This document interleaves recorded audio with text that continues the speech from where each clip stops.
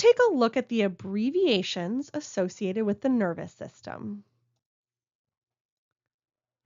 First up, we have LP, and if you look at your word list, that is associated with a lumbar puncture. What about MS? If you look on your list, what does the abbreviation MS refer to? Okay, that is multiple sclerosis. What about an EEG? We saw this in a previous video in a different context, but the abbreviation EEG stands for what? Okay, that's an electroencephalogram. What about a TBI? What does TBI stand for?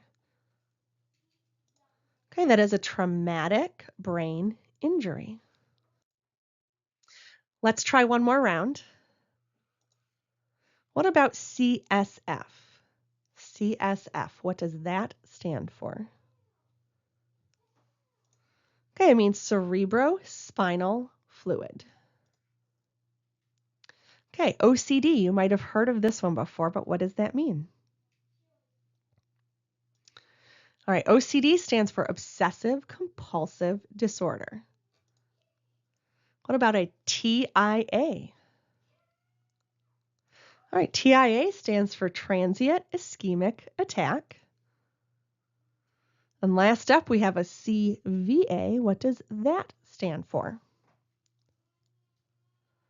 Okay, that stands for Cerebrovascular Accident, which was a fancy way of saying a stroke.